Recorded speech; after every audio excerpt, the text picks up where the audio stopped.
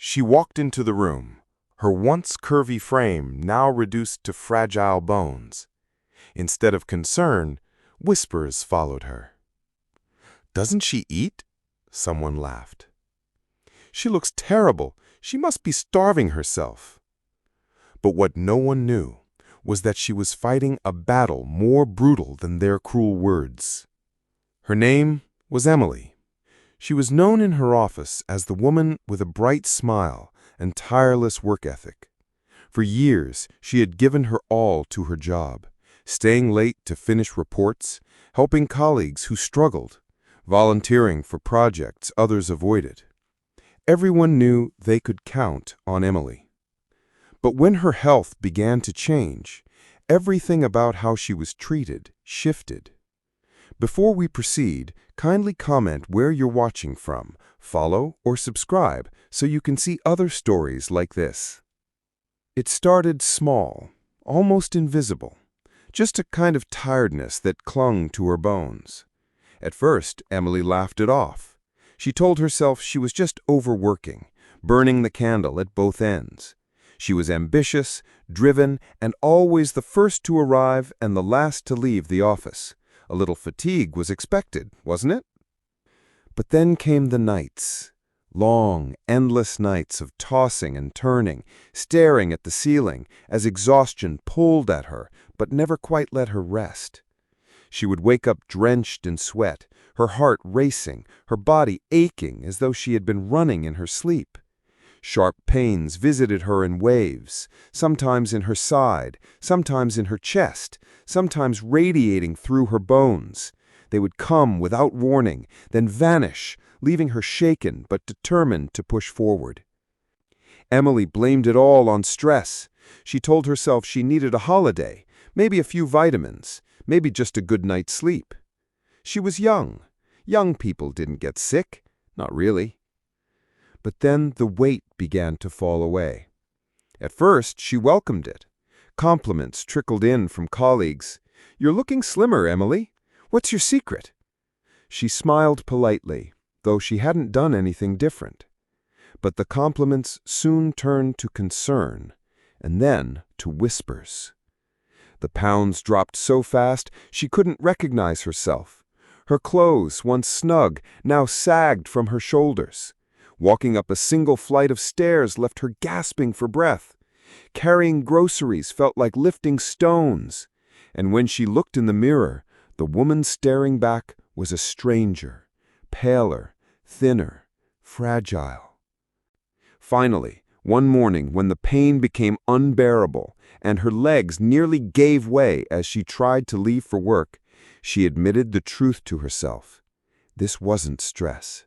Something was wrong. The hospital visit was supposed to bring answers. Instead, it brought devastation. Emily sat in a cold, white room, her hands twisting together nervously. The doctor's voice was clinical, detached, the kind of tone that stripped all warmth from words. The diagnosis fell on her like a hammer. Cancer. Her mind froze. Her breath caught in her throat. Time seemed to stop. She heard the word echo again and again, louder than her heartbeat, heavier than the room she sat in. She wanted to cry, wanted to scream, wanted to protest, but no sound came. Her lips trembled, but her voice was gone. In those moments, she thought of everything. Her parents, who had always believed she'd do great things. Her friends, who saw her as the strong one, the reliable one. Her job, where she had poured years of effort and loyalty. Suddenly, it all felt fragile, like glass that could shatter with a single touch. And yet, sitting there in silence, Emily made a decision. She wouldn't tell them. She didn't want the world to see her as weak. She didn't want pitying eyes watching her every move, colleagues whispering about how she wasn't the same. She wanted to be Emily, the smiling, dependable Emily everyone knew, not the sick one, not the cancer patient. So she kept it hidden. The hospital became a secret part of her life. Week after week, she endured chemotherapy, The poison meant to heal her, leaving her trembling, nauseous, and drained of strength. Her once thick hair thinned and fell away in clumps. Her skin grew pale, her frame gaunt, her clothes hanging from her like they belonged to someone else. At night she stood before her mirror, staring into hollow eyes that didn't feel like hers anymore. She whispered to herself, "You're still Emily. You're still you." But each day, it became harder to believe. And still, she showed up for work.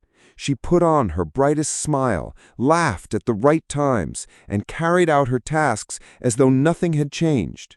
Her body betrayed her secret, but she clung to her identity with everything she had.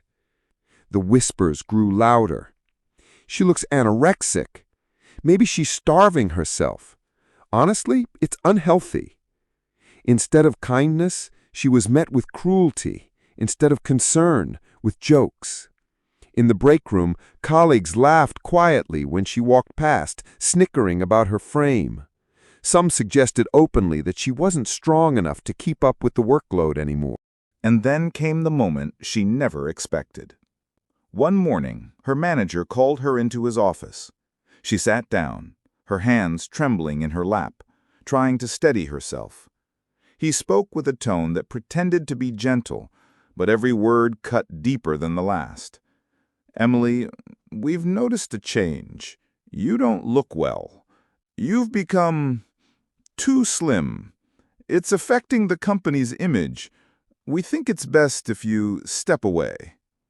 The words echoed in her mind, sharper than any diagnosis. After all her years of loyalty, after the countless late nights and sacrifices, this was her reward. Cast aside not for failing at her work, but for the body she could no longer control. No one asked if she was okay. No one asked if she needed help. They just let her go. She walked out of that office with her head held high, refusing to let them see her break. But inside, she was crumbling. She hadn't just lost her job. She had lost her dignity, her sense of worth, the belief that the place she had given so much to would protect her when she needed it most. Weeks turned into months. Emily grew weaker, thinner, more fragile. She endured her treatments in silence, forcing a smile when others saw her, saving her tears for the lonely hours of the night. The whispers never stopped. Now they followed her outside the office too. Neighbors commented. Relatives made jokes. Even close friends said things like, "You need to eat more, Emily. You look awful." Everyone had something to say. Everyone had an opinion. But no one cared enough to ask the truth. And then, one day, the truth came out. Word spread that Emily had cancer. It reached her old workplace, the colleagues who had mocked her, the manager who had sacked her. For the first time, their laughter died. The cruel words they had thrown around so carelessly came back to haunt them. The office grew quiet. People sat with guilt heavy in their hearts. They remembered every joke, every whisper, every smirk made at Emily's expense. They realized they had mocked a woman who was silently fighting for her life, a woman who needed kindness but received cruelty instead. And tears followed. Strong men who had once laughed behind her back wiped their eyes. Women who had gossiped about her weight now wept in regret. Even the manager who dismissed her sat in silence, unable to defend his decision. Emily's truth moved them all, not because she asked for their sympathy, but because they finally saw the cruelty of their own actions. By the time they understood, it was too late to undo the pain they caused. Her story is a reminder that we rarely see the full picture of someone's life. What looks like weakness might actually be strength. What looks like frailty might be resilience. And what looks like too slim might be the battle scars of someone fighting to survive. So before you speak, before you laugh, before you judge, stop. Ask yourself, what if there's more to the story? What if my words are breaking someone already carrying too much? Emily's story forces us to reflect. She gave her best to the world, and the world gave her judgment. She needed compassion, but she was handed cruelty. She needed support, but she was cast aside. Let her story change you. Let it remind you that compassion costs nothing, but it can mean everything. That a kind word might be the lifeline someone clings to in their darkest hour. And if this story touched you, don't just feel moved, act on it. Like and share it to at least 3 persons. Let's change the world together. Share kindness freely. Defend those who are mocked. Refuse to let judgment be the first response, because you never know when the person in front of you is fighting a battle you cannot see. Emily's life teaches us this: mockery wounds, but compassion heals. And the choice of which one we give is always ours.